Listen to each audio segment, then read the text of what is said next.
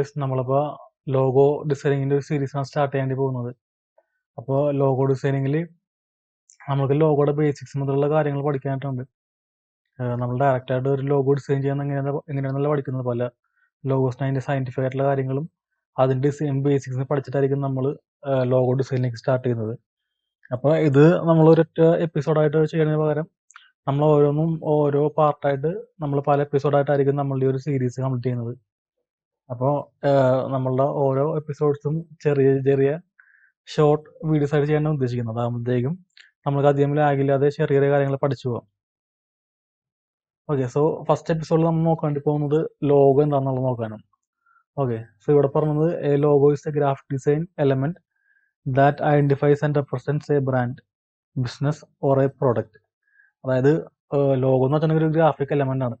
അതൊരു ബിസിനസ്സിനെയോ അല്ലെങ്കിൽ ഒരു പ്രൊഡക്റ്റിനെയോ ഒരു ബ്രാൻഡിനെ റെപ്രസെന്റ് ചെയ്യുന്ന ഒരു ഗ്രാഫിക് എലമെന്റ് ആണ് ലോഗോ എന്ന് പറയുന്നത്. ഓക്കെ, ഇനി നമ്മൾ ലോഗോയുടെ അനാട്ടമി എന്ന് പറയുന്നത്, പറയുന്നത് നമ്മുടെ ലോഗോയിൽ വരുന്ന പാർട്സ് ആണ് പറയുന്നത്.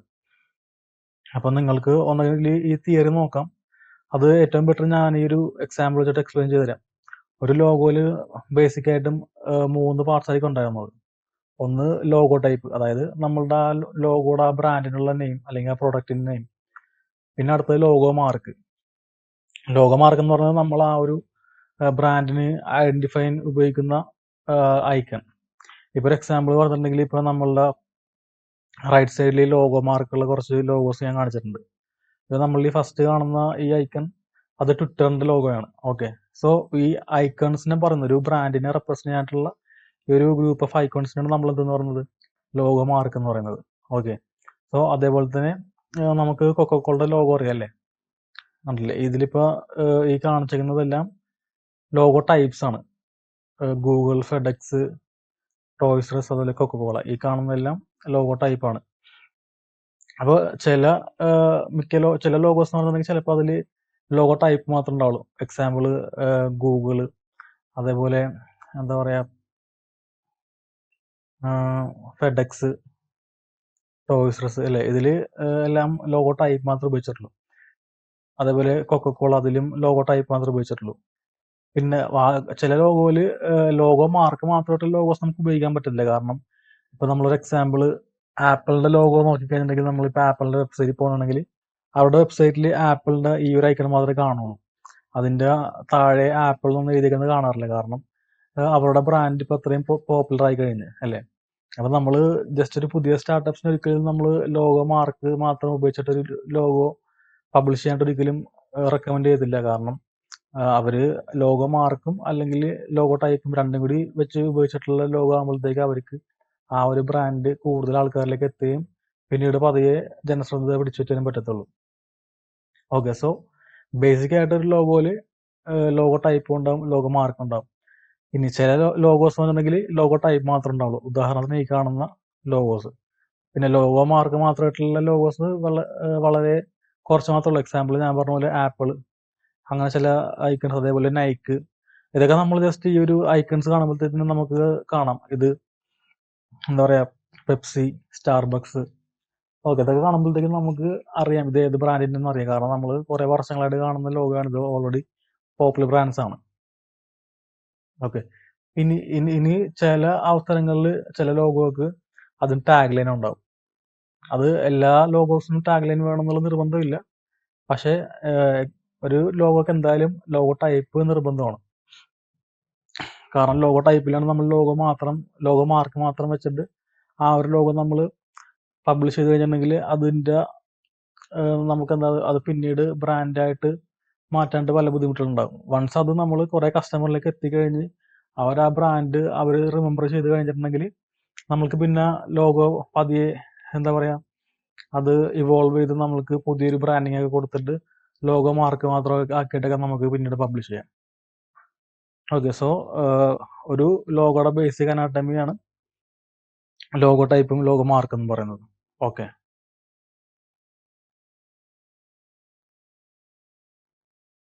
ഇനി ചില ലോഗോ എന്ന് വെച്ചിട്ടുണ്ടെങ്കിൽ ലോഗോ ടൈപ്പും ലോഗോ മാർക്കും ഇനി ഈ രണ്ടും കൂടിയിട്ടുള്ള ഈ ഒരു സംഭവം, ഈ രണ്ട് എലമെന്റ്സും അതൊരു ഷേപ്പിന്റെ അകത്താണെന്നുണ്ടെങ്കിൽ അങ്ങനെ പറയുന്ന ലോഗോസിനെ പറയുന്ന പേരാണ് ബാഡ്ജ് ലോഗോ അല്ലെങ്കിൽ സീൽ ലോഗോ എന്ന് പറയുന്നത്.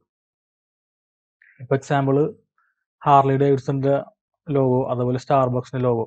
അപ്പോൾ ഇവിടെ നിങ്ങൾക്ക് കാണാം ഈ ഒരു ടെക്സ്റ്റ്, അതായത് നമ്മുടെ ലോഗോ ടൈപ്പ് എന്താണ്, ഒരു ലോഗോ ടൈപ്പും ലോഗോ മാർക്കും ഇതിനകത്തൊരു ഷീൽഡിന്റെ ഇതും ഷേപ്സ് ഒക്കെ കാണാം അല്ലേ.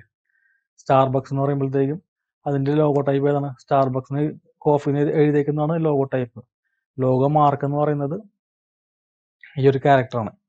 ഇത് രണ്ടും ഒരു ഷേപ്പിന്റെ ഉള്ളിലാണ് വന്നിരിക്കുന്നത്. അപ്പോൾ ഇങ്ങനെ കാണുന്ന ലോഗോസിനെ നമ്മൾക്ക് എന്ത് പറയാം, ബാഡ്ജ് ലോഗോ അല്ലെങ്കിൽ സീൽ ലോഗോ എന്ന് പറയും. ഇപ്പൊ ഇവിടെ നമ്മൾ കുറച്ച് എക്സാമ്പിൾസ് കൊടുത്തിട്ടുണ്ട്. ഇതെല്ലാം ഒരു ഷേപ്പിന്റെ അകത്തായിട്ടാണ് വന്നിരിക്കുന്നത്. ഒന്നും ഷേപ്പിന്റെ പുറത്തേക്ക് റെപ്രസെന്റ് ചെയ്തിട്ടില്ല. ഒരു ഷേപ്പിന്റെ അകത്ത് കണ്ടില്ലേ, ടെക്സ്റ്റ് ഒക്കെ ഇതേപോലെ സർക്കിൾ ചെയ്ത് കർവ് ചെയ്തൊക്കെയാണ് വന്നിരിക്കുന്നത്. ഓക്കെ, സോ ഇനി അടുത്തത് നമ്മൾ നോക്കാണ്ടി പോകുന്നത് ലോഗോ സ്പേസിങ് എന്തെന്നാണ്. ലോഗോ സ്പേസിങ് എന്ന് പറയുന്നത് നമ്മളുടെ ഈ ലോഗോ മാർക്കും അതേപോലെ ലോഗോ ടൈപ്പും തമ്മിലുള്ള അകലമാണ് നമ്മൾ ലോഗോ സ്പേസിങ് കൊണ്ട് ഉദ്ദേശിക്കുന്നത്. ചില കേസുകളിൽ അതിന്റെ ടാഗ് ലൈനും വരും. ബേസിക്സ് ആയിട്ട് നമ്മളുടെ ലോഗോ മാർക്കും ലോഗോ ടൈപ്പും തമ്മിലുള്ള അകലമാണ് നമ്മൾ ലോഗോ സ്പേസിങ് കൊണ്ട് ഉദ്ദേശിക്കുന്നത്. അപ്പോൾ ഇവിടെ ഈ ഒരു എക്സാമ്പിൾ, ഈ ഒരു ഓർബിറ്റ് എന്നുള്ള ലോഗോ, ഇതിന്റെ ലോഗോ ടൈപ്പ് ലോഗോ മാർക്കിൽ നിന്ന് വളരെ അകലത്തിലാണ്. അപ്പൊ നമുക്കത് എന്താ പറയാ, വളരെ അകലത്തിലാണെന്നെങ്കിൽ നമുക്ക് കണക്ട് ചെയ്യേണ്ട ബുദ്ധിമുട്ടായിരിക്കും അല്ലേ. ഇനിയിപ്പോ വളരെ അടുത്താണെങ്കിൽ അത് നമ്മൾക്ക് ഭയങ്കര ക്ലട്ടഡ് ആയിട്ടുള്ളൊരു ഫീൽ ആയിരിക്കും തരുന്നത്. അപ്പൊ ഈ ഒരു ലോഗോ എന്ന് വെച്ചിട്ടുണ്ടെങ്കിൽ ലോഗോ ടൈപ്പും ലോഗോ മാർക്കും രണ്ടും കൂടി കമ്പൈൻ ചെയ്തിട്ടുള്ള ലോഗോ ആണ് ഈ കാണിച്ചിരിക്കുന്നത്. അതേപോലെ വേറെ എക്സാമ്പിൾ ആണ് നമ്മൾ ലോഗോ ടൈപ്പ് മാത്രം ഉപയോഗിച്ചിട്ടുള്ള ലോഗോ. അവിടെയും സ്പേസിങ് പ്രശ്നം വരാൻ ചാൻസ് ഉണ്ട്. ചില കേസുകളിൽ ഇതുപോലെ ടൈറ്റ് സ്പേസിങ് എന്നുള്ള ഇഷ്യൂ വരാൻ ചാൻസ് ഉണ്ട്. അതായത് ടെക്സ്റ്റ് വൺ ആഫ്റ്റർ അത് സ്പേസ് ഇല്ലാതെ ഇതേപോലെ കാണുമ്പോഴത്തേക്കാണ് നമ്മൾ ടൈറ്റ് സ്പേസിങ് എന്ന് പറയാറുള്ളത്. ചില ലോഗോസിൽ അത് ഉപയോഗിച്ചിട്ടുണ്ട്, പക്ഷെ അത് ഒട്ടും തന്നെ റെക്കമെൻഡബിൾ അല്ല. പിന്നെ ചിലതിൽ വൈഡ് സ്പേസ്, അതായത് നമ്മൾ നോർമലും കാണുന്നതിലേക്ക് വൈഡ് ആയിട്ടായിരിക്കും ആ ഒരു ലോഗോ ടൈപ്സ് ഉപയോഗിച്ചിട്ടുണ്ടാവുക. ഈ ക്യാരക്ടേഴ്സിന് ഇടയിലുള്ള അകലങ്ങൾ കുറച്ചും കൂടി കൂടുതലായിരിക്കും സാധാരണ അപേക്ഷിച്ച്. അപ്പോൾ ഇങ്ങനെ നമ്മൾ ടൈറ്റ് സ്പേസിങ് അല്ലെങ്കിൽ വൈഡ് സ്പേസിങ് വരുന്ന ലോഗോസ് ഒട്ടും തന്നെ നമുക്ക് ബ്രാൻഡായിട്ട് കണക്ട് ചെയ്യേണ്ടി പറ്റില്ല. അവിടെ പലപ്പോഴും ഒരു ബ്രാൻഡ് ഗ്യാപ്പ് നമുക്ക് ഫീൽ ചെയ്യാറുണ്ട്. അപ്പോൾ അതുകൊണ്ട് തന്നെ നമ്മൾ ഒരു ലോഗോ ഡിസൈൻ ചെയ്യുമ്പോഴത്തേക്കും എപ്പോഴും ആ ലോഗോന്റെ സ്പേസിങ് അത് റെഗുലറും നോർമലും ആയിരിക്കണം. എന്നാലും നമുക്ക് അതിൻ്റെ ഒരു പെർഫെക്ഷനും പ്രൊഫഷണലിസവും നമുക്ക് ഫീൽ ചെയ്യത്തുള്ളൂ. അപ്പോൾ ആ ഒരു എന്താ പറയുക, ലോഗോ സ്പേസിങ് നമുക്ക് കറക്റ്റ് ആയിട്ടുള്ള രീതിയിൽ കൊണ്ടുപോകാൻ വേണ്ടി നമുക്ക് എന്തൊക്കെ വഴികളുള്ളത് നോക്കാം. ഓക്കെ, സോ ആദ്യത്തെ ഒരു മെത്തേഡാണ് ഗ്രിഡ്സ് എന്ന് പറയുന്നത്. ഇപ്പൊ നിങ്ങൾ ഫോട്ടോഷോപ്പും ഇല്ലുസ്ട്രേറ്ററും ഉപയോഗിക്കുന്ന ആളാണെന്ന് നിങ്ങൾക്ക് അറിയാൻ പറ്റും. നമ്മളുടെ ടാബിൽ പോയിട്ട് വ്യൂ എന്നുള്ള ടാബ് ഉണ്ട്, അതിൽ നമ്മൾ ഗ്രിഡ്സ് ആക്ടിവേറ്റ് ചെയ്തിട്ടുണ്ടെങ്കിൽ നമ്മളുടെ ക്യാൻവാസ് ഫുള്ള് ഗ്രിഡ്സ് ഇതേപോലെ നിങ്ങൾക്ക് കാണാൻ പറ്റും. അപ്പൊ ഈ ഒരു ഫസ്റ്റത്തെ എക്സാമ്പിൾ കണ്ടില്ലേ, ഇതിൽ ഫുള്ളും ഗ്രിഡ്സ് ഉണ്ട്. ആ ഗ്രിഡ്സ് ഉപയോഗിച്ചിട്ടാണ് ഓരോ സ്പേസിങ് നിങ്ങൾക്ക് കാണാം. കണ്ടില്ലേ, ഈ ഗ്രിഡ്സ് തമ്മിലാണ് ഈ ഒരു അകലം എല്ലാം കറക്റ്റ് ആയിരിക്കുന്നത്. ചിലപ്പോൾ ഇനി ടെക്സ്റ്റ് നമുക്ക് ലോഗോയുടെ ടൈപ്പ് വരുന്നത് ചിലപ്പോൾ ഈ ഒരു 3 സ്ക്വയർസ് ഇതിന്റെ താഴ്ത്തുന്നതായിരിക്കും. അപ്പോൾ ലോഗോയുടെ സ്പേസിങ് കറക്റ്റ് ആകാൻ വേണ്ടി നമുക്ക് ഫസ്റ്റ് നമ്മളെ ഹെൽപ്പ് ചെയ്യുന്ന ഒരു മെത്തേഡാണ് ഗ്രിഡ് സ്പേസ് എന്നുള്ള മെത്തേഡ്. ഗ്രിഡ് സ്പേസ് നമ്മൾ ഇപ്പോഴും ഉപയോഗിച്ച് വരാറുണ്ട്. ഇനി സെക്കൻഡ് മെത്തേഡാണ് ഗോൾഡൻ റേഷ്യോ എന്നുള്ള മെത്തേഡ്. ഏറ്റവും പോപ്പുലർ ആയിട്ട് കൂടുതലും ലോഗോ ഡിസൈനേഴ്സ് ഉപയോഗിക്കുന്നത് ഈ ഒരു മെത്തേഡാണ്, ഗോൾഡൻ റേഷ്യോ ഉപയോഗിക്കുന്നത്. അപ്പോൾ ഗോൾഡൻ റേഷ്യോയിൽ നമ്മൾ ഉപയോഗിക്കുന്ന റേഷ്യോ 1:1.6 എന്നാണ്. ഇതിന്റെ ഡീറ്റെയിൽ ആയിട്ടുള്ള കാര്യങ്ങൾ നമ്മൾ എങ്ങനെയാണ് ഒരു ഗോൾഡൻ റേഷ്യോ ഉപയോഗിച്ച് ലോഗോ ഡിസൈൻ ചെയ്യണം എന്നുള്ളത് നമ്മൾ ഡീറ്റെയിൽ ആയിട്ട് വരുന്ന എപ്പിസോഡ്സ് നമ്മൾ പറയുന്നതായിരിക്കും. സോ ഗോൾഡൻ റേഷ്യോ ഉപയോഗിക്കുന്നത് നമ്മളുടെ ഈ ഒരു റേഷ്യോയിൽ വരുന്ന സർക്കിൾസും സ്ക്വയർസും ആണ്. ഈ ഒരു ഇപ്പോൾ ഒരു എക്സാമ്പിൾ, ഈ ഒരു ലോഗോ ഈ ഒരു സർക്കിൾ വെച്ചിട്ടാണ് ക്രിയേറ്റ് ചെയ്ത് എടുത്തിരിക്കുന്നത്. അപ്പൊ ഇങ്ങനെ ലോഗോ നമ്മൾ ക്രിയേറ്റ് ചെയ്യുന്നതിന്റെ അർത്ഥം എന്ന് വെച്ചിട്ടുണ്ടെങ്കിൽ കറക്റ്റ് സ്പേസിംഗ് എല്ലാം കറക്റ്റ് ആകാൻ വേണ്ടിയിട്ടും അതേപോലെ കാണുന്ന ആൾക്ക് കണ്ണിലൊരു സൂത്തിങ് തോന്നാൻ വേണ്ടിയിട്ടാണ്. അപ്പൊ നമ്മൾ ഇങ്ങനെ ചെയ്യുന്ന ലോഗോസ് കുറച്ചുകൂടി അട്രാക്റ്റീവ് ആയിട്ട് കാണാനായിട്ടും അതേപോലെ ഒരു കസ്റ്റമറിന് മെമ്മറബിൾ ആയിട്ട് ഇരിക്കാനായിട്ടും ഹെൽപ്പ് ചെയ്യും. ഈ ഗോൾഡൻ റേഷ്യോ പ്രിപ്പയർ ചെയ്തിരിക്കുന്നത് നമ്മളുടെ ഹ്യൂമൻ സൈക്കോളജി അനുസരിച്ചിട്ടാണ്. നമ്മൾ ഇതിനെപ്പറ്റി ഡീറ്റെയിൽ ആയിട്ട് നമ്മുടെ ലോഗോ ചെയ്യുമ്പോഴത്തേക്കും പഠിക്കും. പിന്നെ അതിന്റെ തേർഡ് ഒരു മെത്തേഡ് എന്ന് വെച്ചിട്ടുണ്ടെങ്കിൽ ഡിസൈനർ സൈനാണ്. ഇപ്പോൾ നമ്മൾ ആദ്യമേ നമ്മൾ ലോഗോ ഡിസൈൻ സ്റ്റാർട്ട് ചെയ്യുമ്പോഴത്തേക്കും ചെയ്യുന്ന 2 മെത്തേഡ്സ് ആണ് ഗ്രിഡ്സും അതേപോലെ ഗോൾഡൻ റേഷ്യോയും. നമ്മൾ കുറേ ലോഗോസ് നമ്മൾ ചെയ്ത് വരുമ്പോഴത്തേക്കും നമ്മൾക്ക് നമ്മളുടെ എക്സ്പീരിയൻസ് അനുസരിച്ച് നമ്മൾക്ക് എന്താ പറയുക, അതിൻ്റെ ആ ഒരു ഒപ്റ്റിക്കൽ അഡ്ജസ്റ്റ്മെൻറ്റ് എങ്ങനെയാണെന്ന് അറിയാൻ പറ്റും. ഈ ലോഗോയിൽ നിന്ന് എത്ര സ്പേസ് വേണം അതിൻ്റെ ലോഗോ ടൈപ്പ് എന്നുള്ളത് നമുക്ക് അറിയാൻ പറ്റും. ഓക്കെ, സോ ഈ 3 മെത്തേഡ്സ് ഉപയോഗിച്ചിട്ടായിരിക്കും നമ്മൾ ലോഗോ സ്പേസിങ് അഡ്ജസ്റ്റ് ചെയ്യുന്നത്. നമുക്ക് ഇവിടെ ഒരു എക്സാമ്പിൾ നോക്കാം. ഇവിടെ ഇപ്പോൾ TP എന്ന് പറഞ്ഞിട്ടുള്ള ഒരു എന്താ പറയുക ലോഗോ ടൈപ്പ്. അപ്പം നമ്മൾ ഈ TP എന്ന് പറയുമ്പോഴത്തേക്കും ടിയുടെയും പിയുടെയും ഈ ഇടയ്ക്കുള്ള ഈ ഒരു ഗ്യാപ്പ് അത് നമ്മൾക്ക് എന്താ പറയുക സ്പേസിങ് അഡ്ജസ്റ്റ് ചെയ്യാൻ വേണ്ടി വലിയ ഇഷ്യൂ ഒന്നുമില്ല. പക്ഷെ നമ്മൾ ഈ ടിയും എയും തമ്മിലുള്ള ഗ്യാപ്പ് നോക്കണ്ടേ, അവിടെ നമ്മൾ ഈ ഒരു സ്പേസിങ് കറക്റ്റായിട്ട് വരുന്നില്ല. ഈ ഒരു സ്പേസിങ് ടിയും പിയും വന്നപ്പോഴത്തേക്കും ആ ക്യാരക്ടറിനിടയിലുള്ള സ്പേസിങ് കറക്റ്റായിട്ട് വന്നിട്ടുണ്ട്. പക്ഷെ ടിയും എയും ഉപയോഗിച്ചപ്പോഴത്തേക്കും എന്താ നമുക്ക് ആ ഒരു സ്പേസിങ് എനെ ഓവർലാപ്പ് ചെയ്താണ് വന്നിരിക്കുന്നത്. അപ്പോൾ ഇങ്ങനെയുള്ള സിറ്റുവേഷൻസിൽ നമുക്ക് മാനുവലായിട്ട് ഈ ക്യാരക്ടേഴ്സ് അങ്ങോട്ടും ഇങ്ങോട്ടും അഡ്ജസ്റ്റ് ചെയ്യേണ്ട ആവശ്യമുണ്ട്. സോ നമ്മളങ്ങനെ ക്യാരക്ടറിൽ നമ്മൾ അഡ്ജസ്റ്റ് ചെയ്യുന്ന ആ ഒരു മെത്തേഡ് എന്ന് പറയുന്ന പേരാണ് കേണിംഗ് എന്ന് പറയുന്നത്.